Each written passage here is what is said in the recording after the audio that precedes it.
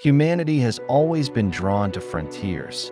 We sailed across oceans, trekked through deserts, drilled into rock, and reached for oil beneath the seabed, all in the name of resources.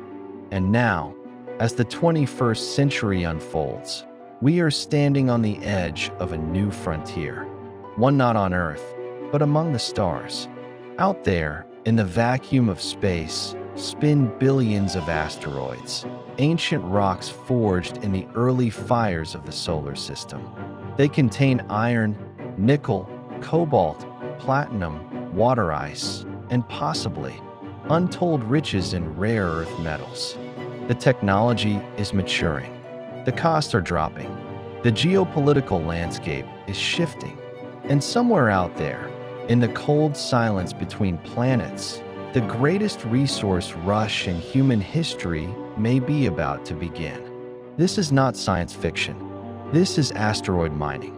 And the 2030s might be the decade it becomes reality. Asteroids are more than just rocks tumbling in space. They are relics of planetary formation, planetary embryos that never grew up. Some are metallic cores stripped of their mantles.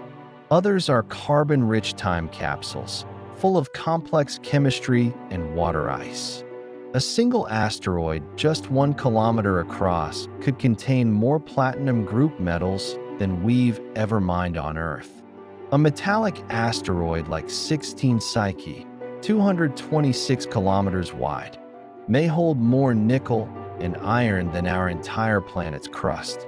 Even smaller near-Earth objects, like 1986 DA or 2011 UW-158, could contain tens of billions of dollars worth of precious metals. But it's not just metals. Some asteroids contain water, locked in ice, or hydrated minerals. In space, water isn't just for drinking, it's rocket fuel. Split into hydrogen and oxygen, it can power engines, sustain life, and enable space-based industry. In short, asteroids offer us access to resources without digging into our own fragile planet, and without the political tensions that come with earthbound mining. The potential is staggering. Governments have taken notice. NASA's OSIRIS-RX mission successfully sampled asteroid Bennu and returned to Earth in 2023. Japan's Hayabusa missions brought back samples from Ryugu and Itokawa. These weren't just science missions. They were proof of concept for resource retrieval. China has announced its own asteroid exploration plans. The European Space Agency is watching closely. And private companies, once thought to be dreamers, are re-emerging. In the early 2010s, companies like Planetary Resources and Deep Space Industries captured headlines. Their initial momentum faded, but the idea didn't die. It just matured.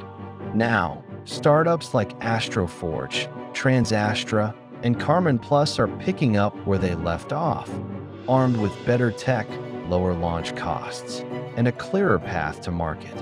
SpaceX's Falcon 9 and Starship, Rocket Lab's Photon, and other launch platforms have slashed the cost of orbit.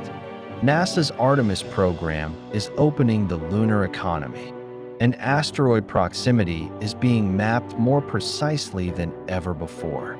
Asteroid mining is no longer a joke. It's a strategy.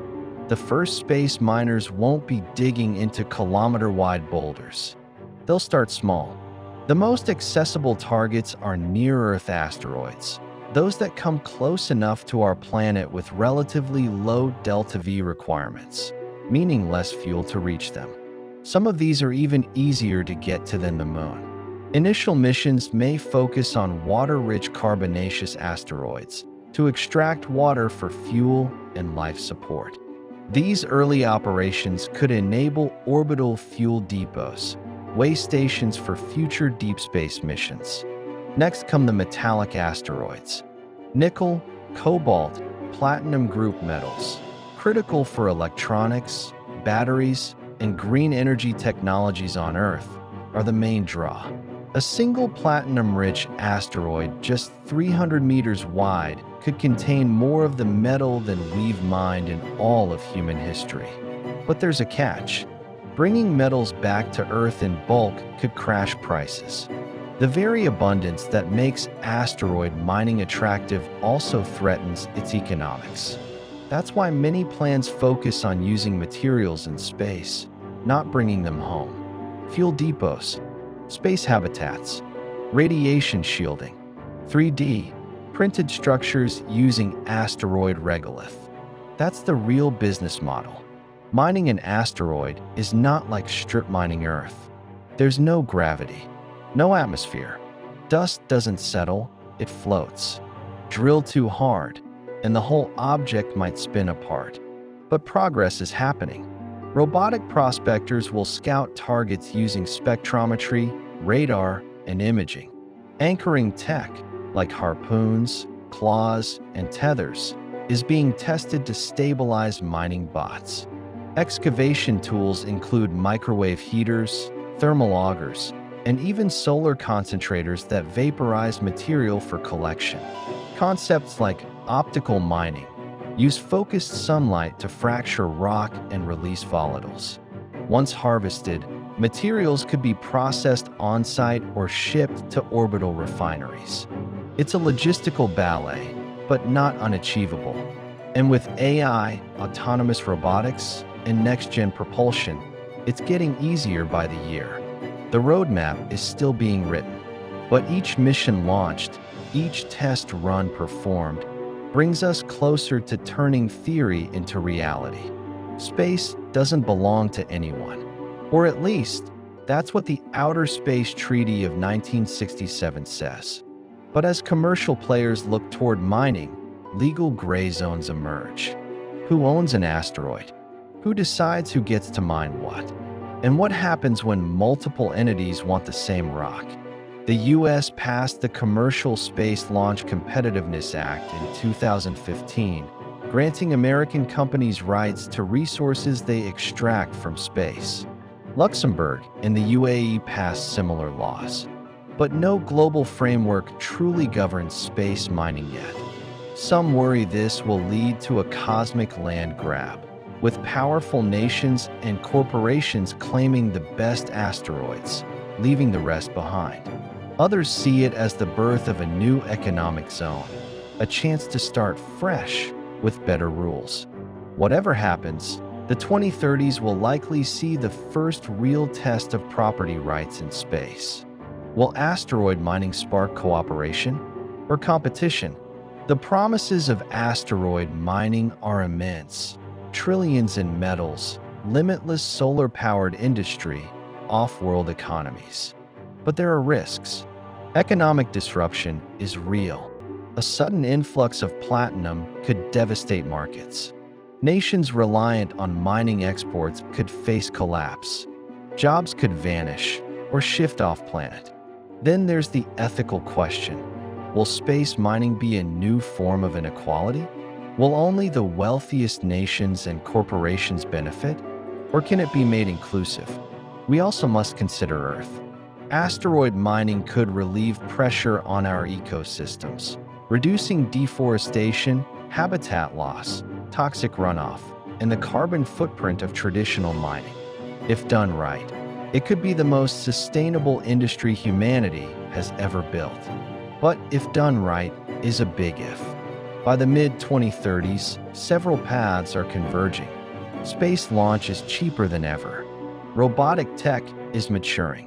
Resource scarcity on Earth is rising. Climate and sustainability are in crisis. Lunar and Mars missions will need local resources. Governments are quietly laying legal groundwork. If even one asteroid mining mission succeeds, extracts real value, refines material, and returns a usable product, it will trigger a domino effect. Funding will flood in. Regulations will tighten. Rivalries will spark. Infrastructure will be built. A new space economy will emerge. And humanity's relationship with matter, with how and where we get our resources, will shift permanently. It's not just about metal. It's about becoming an off-world civilization. Somewhere out there, right now, a small asteroid is orbiting the sun. It's just a rock, featureless, silent, floating in darkness.